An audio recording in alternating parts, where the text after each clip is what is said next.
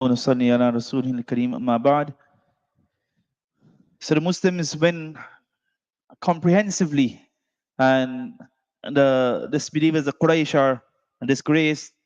Abu Sufyan, he takes an oath that he will not have a bath until he has fought again with Rasulullah, until he fights with Rasulullah sallallahu alaihi wasallam. Remember, he's not in the battle. He didn't take part because remember he was the one leading the caravans, and hence he had escaped back to Mecca.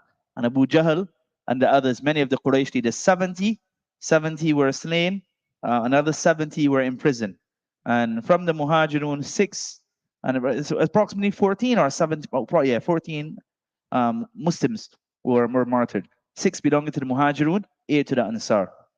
So Abu Sufyan takes this oath because now he becomes the leader, right? Abu Jahl now has been killed. Many of the others are killed. Abu Sufyan now becomes the leader of the Quraysh, and he takes the oath that he will not take a bath until he fights with the Messenger sallallahu alaihi wasallam. Now, subhanallah, what we see now is displays of faith in which the Sahaba cared more about their brothers in Islam than they would care for their real brothers of blood, right? Their real blood brothers. Musab bin Umair, remember, he's from what we call royalty, the one who, whose mother pampered him. So he says Abu Aziz ibn Umair was his real brother. And interesting enough, both of them were the standard bearers of the rival army. Musab ibn Umair now, his brother, is captured and he's brought with the other prisoners. And as he passes by him, he tells the Ansari Sahabi who was tying his brother's hands that tie him fast, for his mother is sufficiently rich. She will probably pay a very high ransom for him. So Abu Aziz ibn Umair looks at him and said, brother, is it you who has given this advice? So he said, you are not my brother. You are not my brother. He who is tying you up, he is my brother. Then Abu Aziz ibn Umair would later on relate that he was living with an Ansari family, right, as a prisoner. And the Messenger sallallahu alaihi wasallam, all he said to everyone was treat the prisoners kindly. And Abu Aziz ibn Umair would say that they would give me the better meals and they would only eat the dates. They would give me bread and everything else morning and evening, and they would suffice on the little simple foods. Now comes the time that the prisoners, Rasulullah sallallahu alaihi wasallam, he sets out a ransom for them. So that's why no one was shown favor. From the Messenger sallallahu alaihi wasallam's family, the likes of Abbas radiallahu anhu, who was with the army, Aqil ibn Abi Talib, Abu Talib's son, the Prophet Prophet's son-in-law, Abu al-As ibn Rabi also was with them. Many, they were forced to come. They didn't want to come. Abu al-As ibn Rabi, when you look at the story, he's not really interested in fighting or anything. He's not interested in this. He's a businessman. But it just so happens that no, the disbelievers at the Quraysh, they had forced them. Abbas radiallahu anhu at the time, he wasn't a Muslim either. They were forced to come. And they weren't shown any favor. They also had to pay their ransom to get out, right? And they were treated like the other captives as well.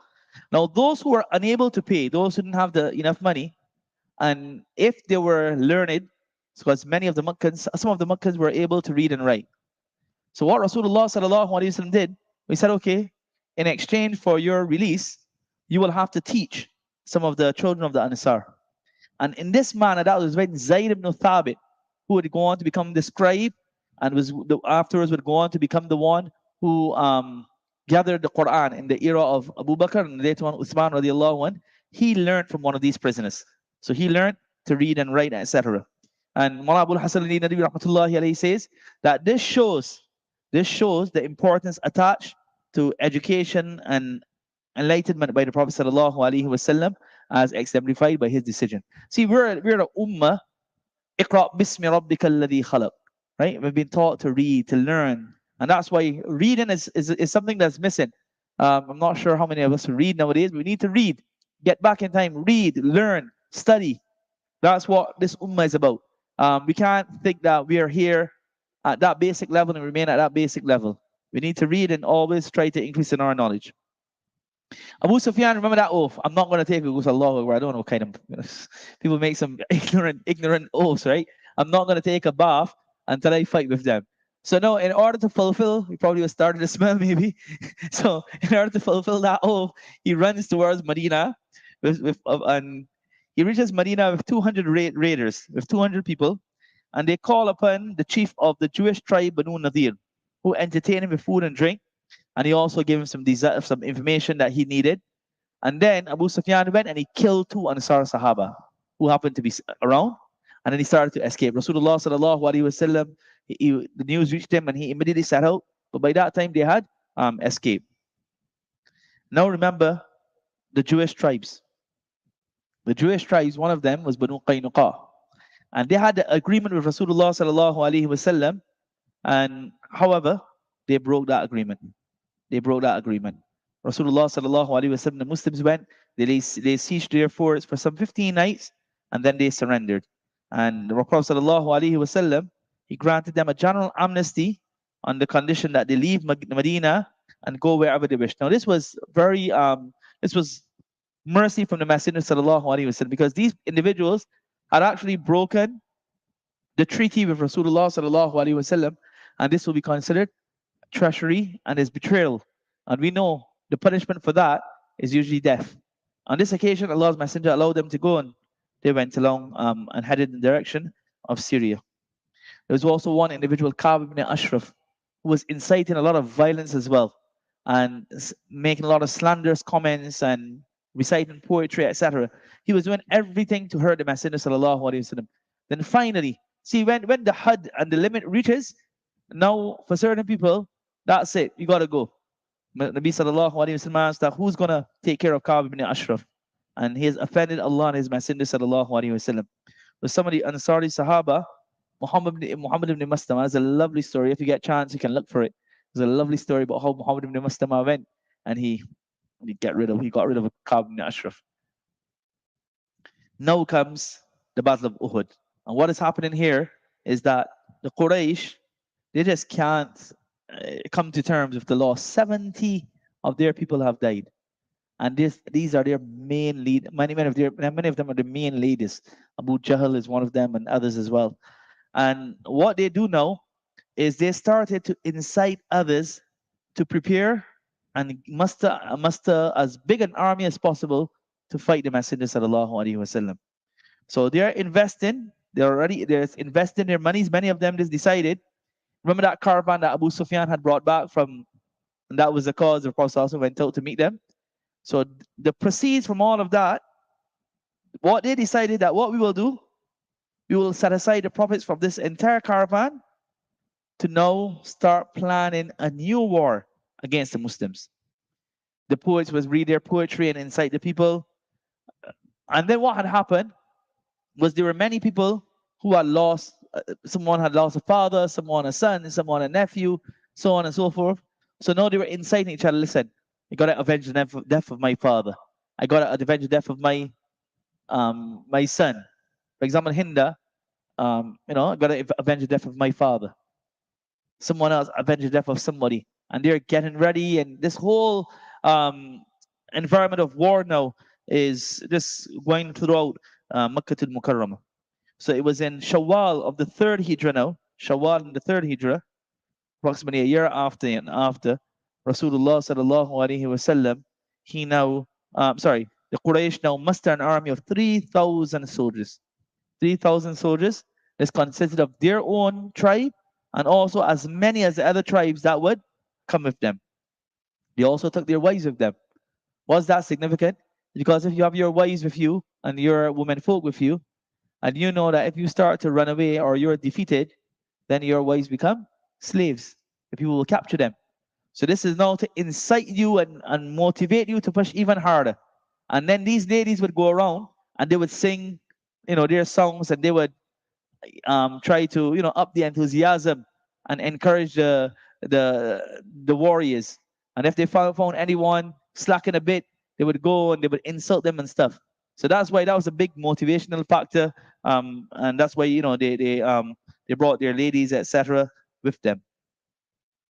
It was at this time Rasulullah sallallahu alaihi wasallam, he takes mashwara from the Sahaba, and this is something Nabi sallallahu alaihi wasallam we find in his life, taking mashwara.